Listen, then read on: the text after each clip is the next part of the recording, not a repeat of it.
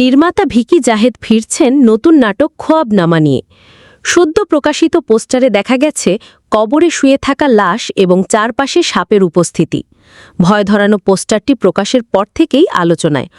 অস্বস্তিকর, ধাঁধাময় এবং কৌতূহল জাগানিয়া এই পোস্টার ছোটবেলার দেখানো কবরের আজাব ধাঁচের আতঙ্কের স্মৃতিও উস্কে দিচ্ছে দর্শকদের মনে।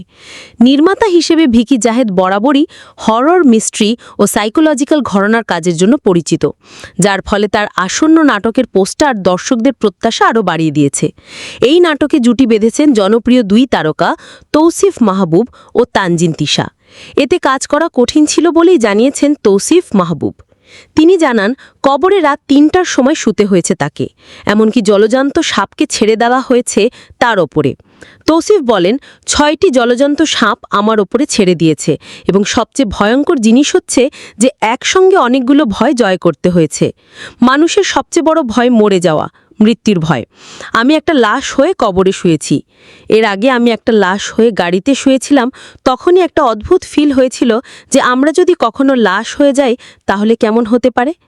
অভিনয় করতে গিয়ে তো কত রকম চরিত্রে করি, লাশের চরিত্রগুলো করতে গিয়ে আমি ভয় পাই সবসময়। তার মধ্যে যখন কবরে শুয়ে কবর থেকে আমি মানুষগুলোকে দেখছি, আমি মরে গেলে তো একদিন আমাকেও এইভাবে মাটি দেওয়ার প্রিপারেশন নেবে। এটাই সত্যি, এটাই বাস্তব। শুটিংয়ের ভয়াবহ অভিজ্ঞতা শেয়ার করে তৌসিফ বলেন, শুটিংয়ে তো আমাকে মাটি দেওয়া হলো না, আমার উপরে ৬টি সাপ ছেড়ে দেওয়া হয়েছে। কোনোটা মুখের ওপর দিয়ে যাচ্ছিল, কোনোটা বুকের ওপর দিয়ে, কোনোটা ঘাড়ের ওপরে। আমার চরিত্রটা ছিল লাশের, তাই আমি যদি ভয় পেয়ে যাই ওদের সরাতেও পারবো না। যদি কেউ আক্রমণও করে ফেলে তাহলেও আমাকে রক্ষা করার উপায় নেই, কারণ ইউনিটের সবাই দূরে ছিল।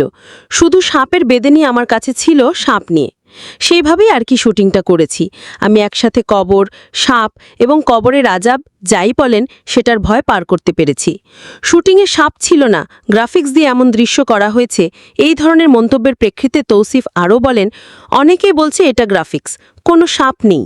তবে সত্যিকারের সাপ দিয়েই আমাদের শুটিং হয়েছে। আমার কাছে ভিডিও আছে, আপনারা চাইলে আপ দিয়ে দেব সেটা।